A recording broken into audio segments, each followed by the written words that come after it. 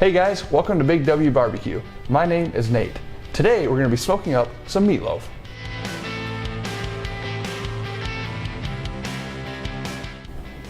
So like I mentioned, we're going to be smoking up some meatloaf today. Sometimes meatloaf can get a bad name to it. Sometimes if you don't cook the meatloaf just right, you kind of have a dried out hamburger basically. In today's cook, I'm going to show you a couple ways on how you can make that meatloaf just a little bit more juicier and a little more flavor. So what we're going to be working with here today is I've got 1 pound of ground chuck as well as 1 pound of ground pork. You can also use breakfast sausage if you'd like. The key here is just to have that 2 different flavor profiles going. So the first step we're going to do is we're going to go ahead and get a pan and put a little bit of olive oil in it. Then you're going to go ahead and add ½ cup of yellow onion, a ½ cup of green peppers. So we're not going to try and cook these all the way through. All we're doing is we're trying to make them a little bit more tender. Go ahead and cook this, from anywhere from 5 to 10 minutes. Once your vegetables are cooked up, go ahead and set those aside and let them cool off a little bit. From there, then what you're going to do is you're going to go ahead and grab a couple slices of bread and you're going to tear it up into relatively small pieces. For today's recipe, I had an extra hamburger bun laying around, so I went ahead and used that. So then from there, what we're going to do is we're going to go ahead and grab a ½ cup of buttermilk and we're going to add that here to our bread.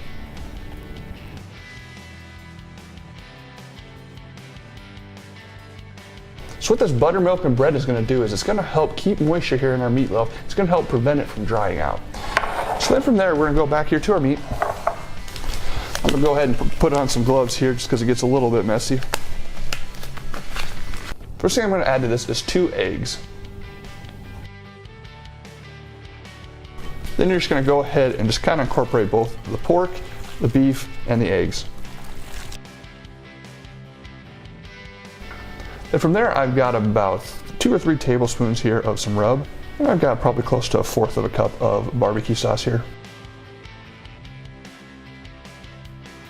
We've got our cooked vegetables here. I'm gonna go ahead and mix this up a little bit. And then our final thing we're gonna add is our buttermilk and bread. I'd say we got that mixed up here pretty well. So then from here, what you can do is, depending on how you want to go about this, I'm going to go ahead and use a bread pan to kind of mold my meatloaf here. If you're comfortable with it, you can go ahead and form it by hand. I found this just to be a little bit easier and a little bit more consistent. So then you can go ahead and take your meatloaf mixture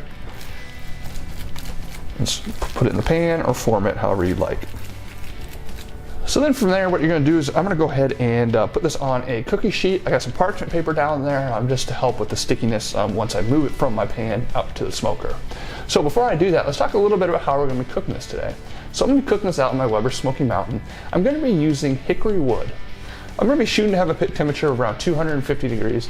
So go ahead and throw this out on the smoker and just kind of let it do its thing.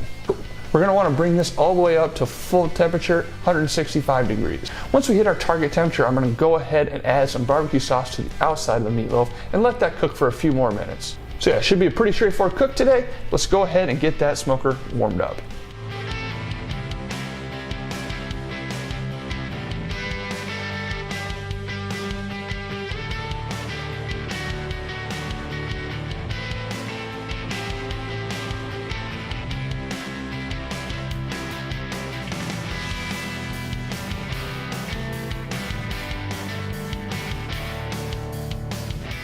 It took us just over 2 hours to get up to 165 degrees. Then I went ahead and used that same barbecue sauce that I added into the meat mixture earlier to kind of coat the outside.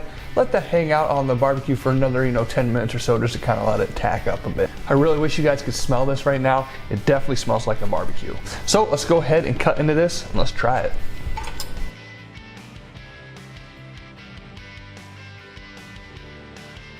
We've just got a lot of incorporation there. You see the vegetables, the beef, the pork all kind of mixed in there together. Got a little bit of a smoke ring going around the outside here.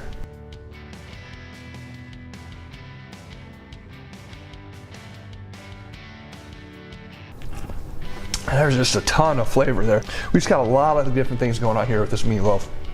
You get the texture of the vegetables along with the meat there. You got a nice smoke flavor to it. All in all, it just incorporates very nicely together. There's plenty of moisture left to it. It's not dried out. Overall, I think this cook turned out really well. Well guys, thanks a lot for hanging out with me here today. I hope you've enjoyed this recipe. Next time that you're wanting to do something a little bit different with your meatloaf, consider trying out this recipe. I hope that you have a terrific rest of your day and a great upcoming weekend. Until then, I'll see you guys out at the grill.